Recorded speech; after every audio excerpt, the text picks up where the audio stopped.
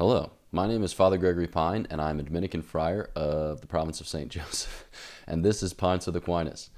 All right, I was just in the United States this past weekend for my brother's wedding, so congratulations to Matt and Becca, his new wife. Cheers. As a result of which, I spent like 24 hours in an airplane, and it seems that I've caught all airborne diseases available in rows 27 and 29 respectively. So if this sounds like froggy, it's because it is. So thank you for your patience, for your long-sufferingness. All right, this video is going to be about how God knows stuff that happens in the future. Why? Well, because Alasdair MacIntyre, who is one of the most highly revered living philosophers, one of the most highly revered philosophers of the last century, recently gave a lecture at the De Nicholas Center for Ethics and Culture Fall Conference. And in that lecture, he made a modest proposal for something that God doesn't know. And so Matt found the video and sent it to me and said, hey, would you give a little response to this? And I said, maybe. And so I listened to it, and the lecture's great. But there are things about it which, I think it's helpful for us to take a closer look at. So sometimes when I do these types of videos, I get super jargony and out of control. But I'm going to try to make this as clear as possible. Here we go.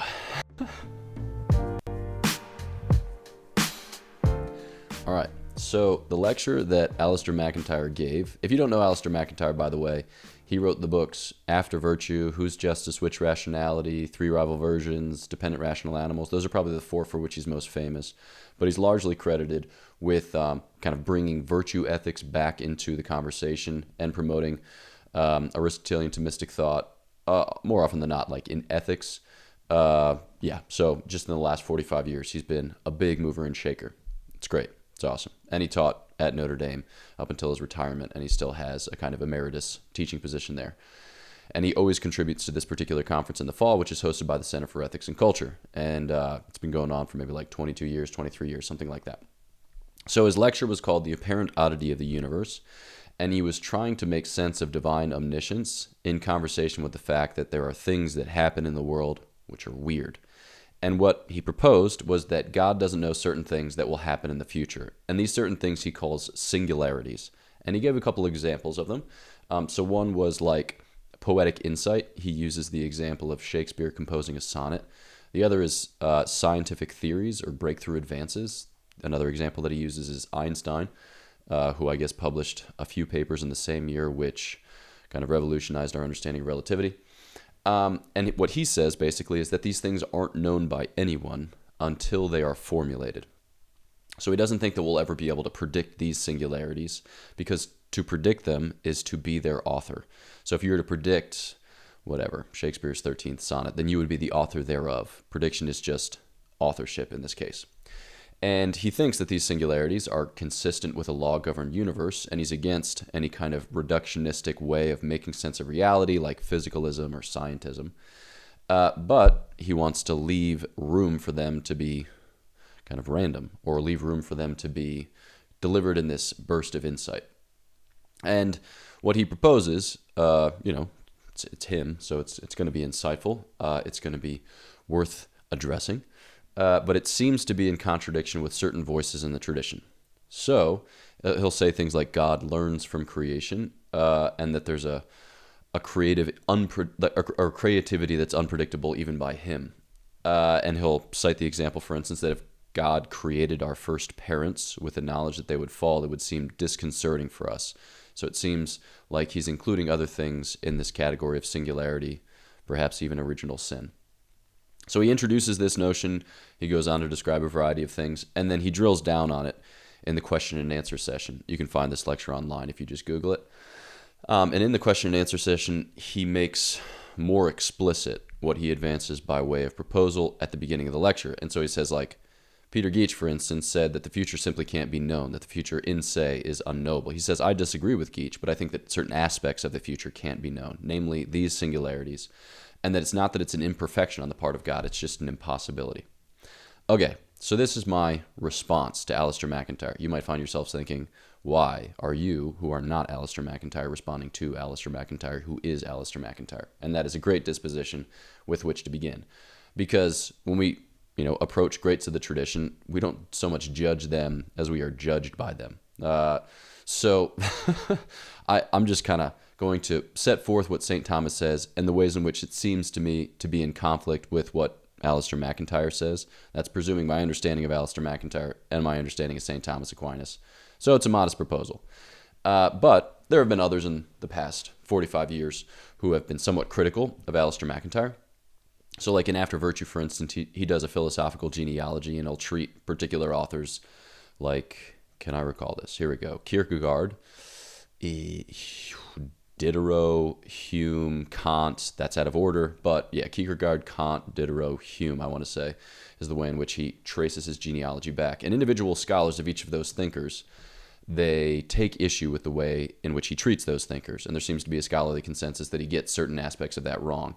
But this is part of what Alasdair MacIntyre is doing. He's doing big picture. He's not just doing very limited corner of the philosophical world. He's trying to describe for us the whole of the world, which is a really, really bold project. But as a generalist, even with great competence in specifics, perhaps he'll err.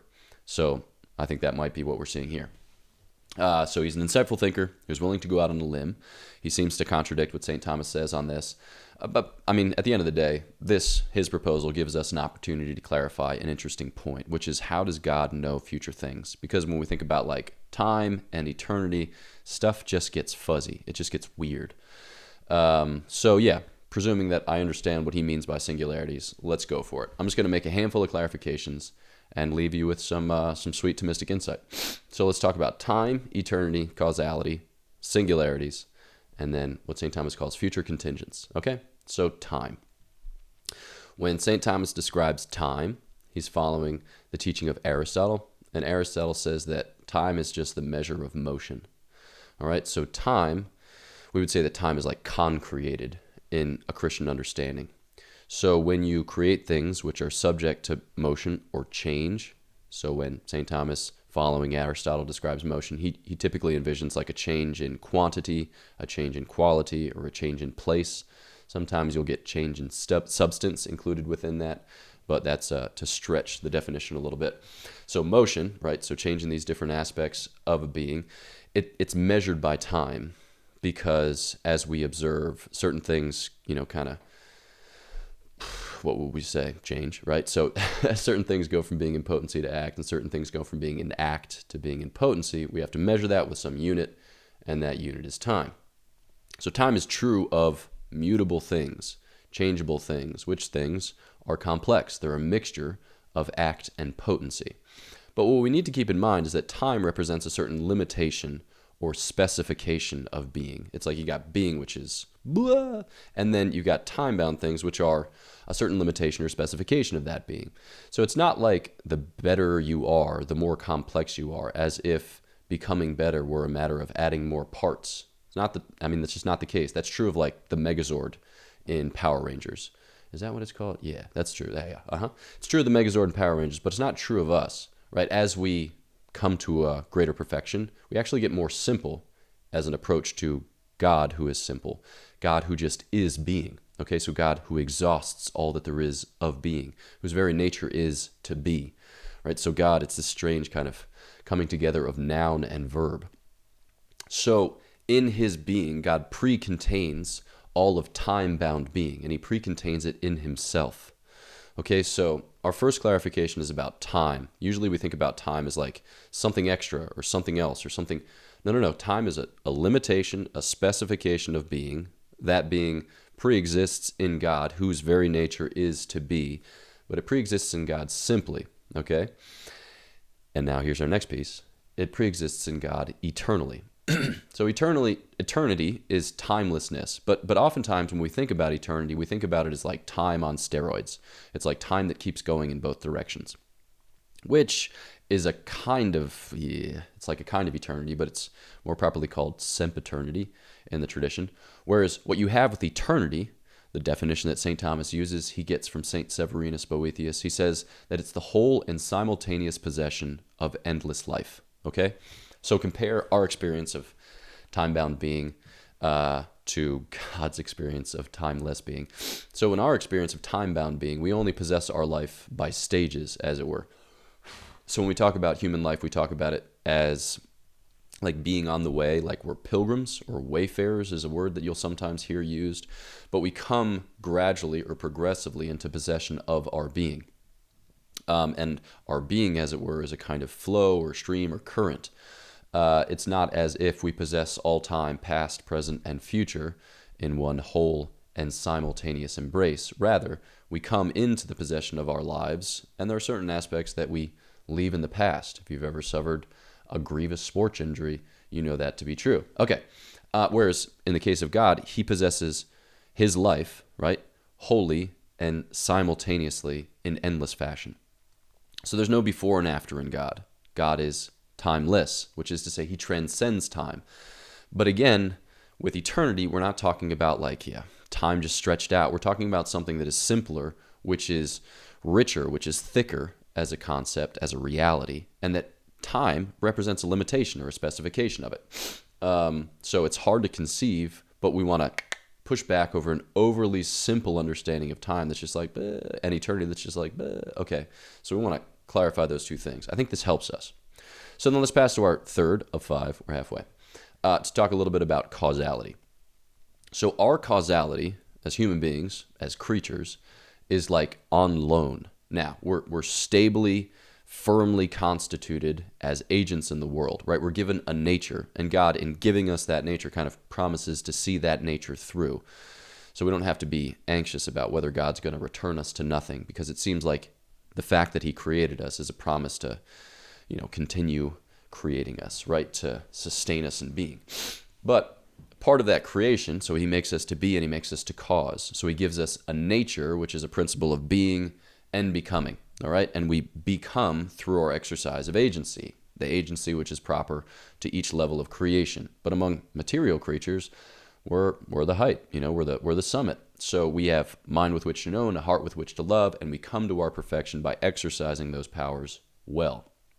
Now, that causality, this causality that we have, is itself God's gift, okay, and it's our kind of participation in his nature. So we talk about the fact that we're made to the image and likeness of God.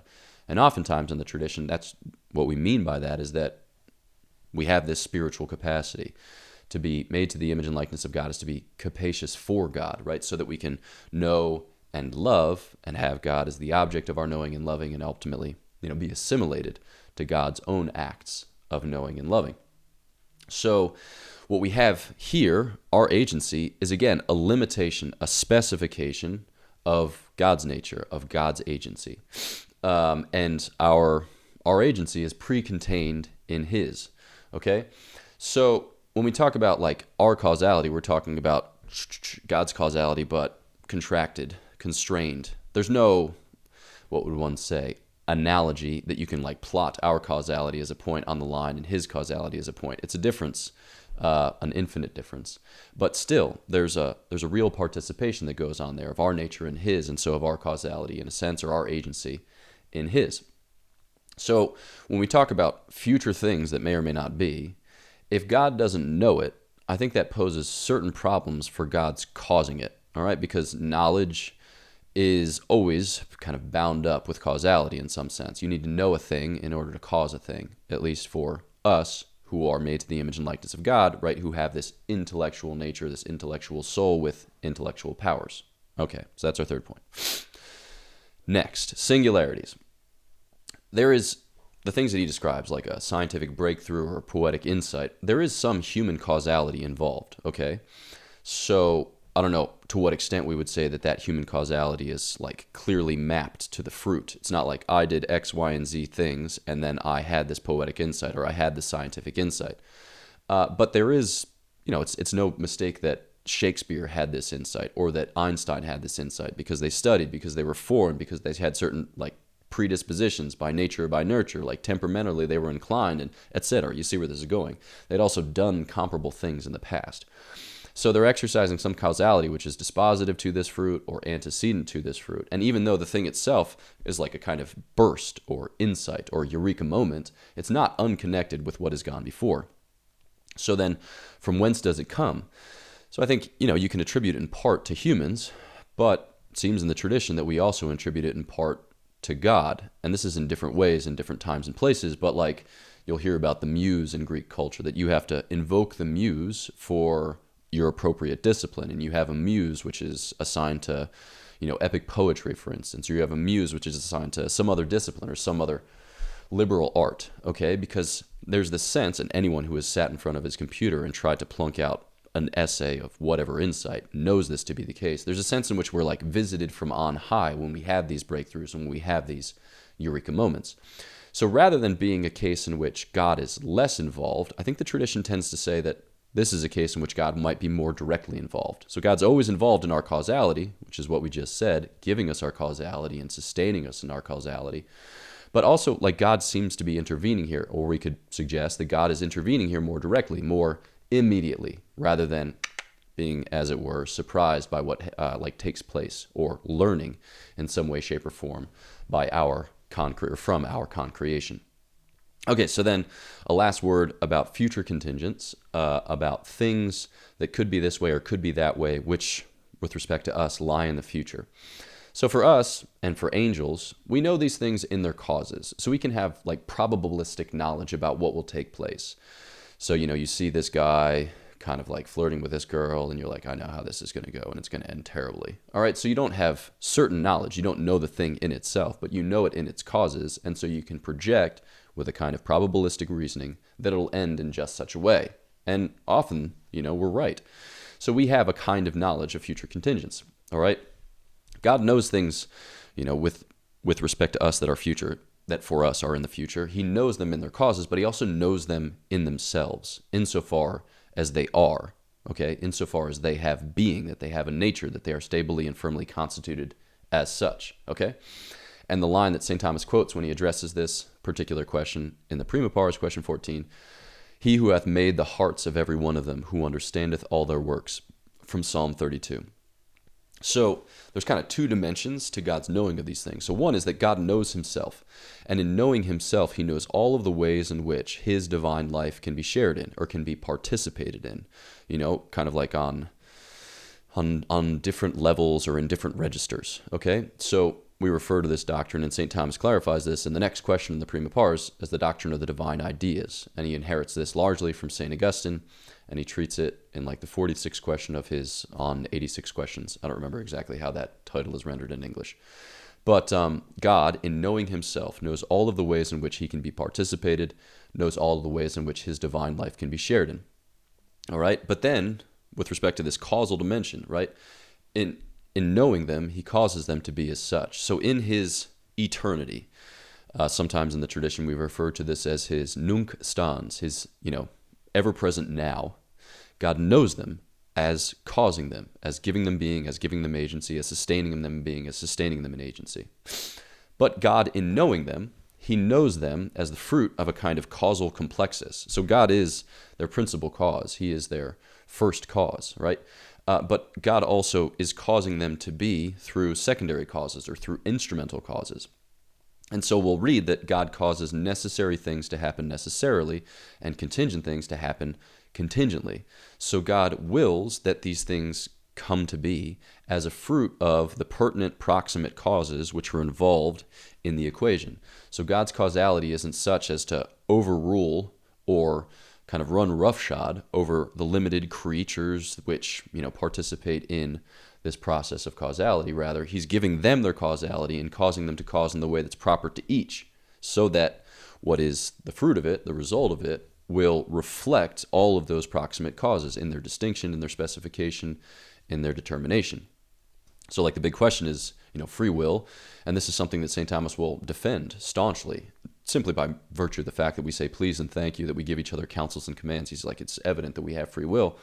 But, this type of argumentation helps to save us from determinism, because these proximate causes have a real causal contribution. It is a causal contribution which God is at the root of, God's at the root of it, but God wills that contingent things happen contingently, or that free things happen freely. So I think when it comes to God's knowledge of future contingent, even these singulars, which Alasdair MacIntyre describes, we want to be able to say that God knows the causes, he causes the causes, he causes them to cause according to their proper principles, be that contingent, necessary, contingent, or free, right? And that God knows the whole causal complexus. He knows it thoroughgoingly, because he has a notion of how all of these things can participate in his divine life or share in his divine life. And then by virtue of the fact that he's eternal, like pre-containing all of time, which, changeability is just a pale shadow of his unchangeability, God is knowing them and causing them in the nunc stans, in the ever-present now of his eternal life. So they're present to him without compromising in any way, shape, or form. They're time-bound unfolding, right? They're time-bound development. So yeah, this is certainly a super difficult philosophical problem, and I haven't done it adequate justice by any stretch of the imagination. But it's a cool thing to think about because it helps us to clarify the principles at stake in the arguments which St. Thomas uses. So yeah, that's what I hope to share. And I don't think that Alasdair MacIntyre at his age is engaging too terribly much on the internet. So I do so, just kind of in a spirit of humility and also of gratitude for all the ways in which he's been of service in my own, philosophical studies and growth. So if I have erred, pardon those errors and correct them quickly. Boom. All right, this is Pints with Aquinas. If you haven't yet, please do subscribe to the channel, push the bell, get email updates when other cool things come out. And then if you haven't yet, check out Godsplaining. The discourse on Godsplaining tends to be less academic or less elevated. So it's more like all things Catholic, just trying to give a contemplative gaze on all things Catholic in this present evil age. So I contribute to that with 4 of the Dominican Friars. Do check it out. And then the last thing is I wrote a book. It's called Prudence, Choose Confidently, Live Boldly. And a lot of the questions about free will, which I discussed here, are sussed out in a very practical way in that book, just as it concerns our own liberty, contradeterminism. Cheers to that. All right, so know of my prayers for you. Please pray for me, and I'll look forward to chatting with you next time on Pints with Aquinas.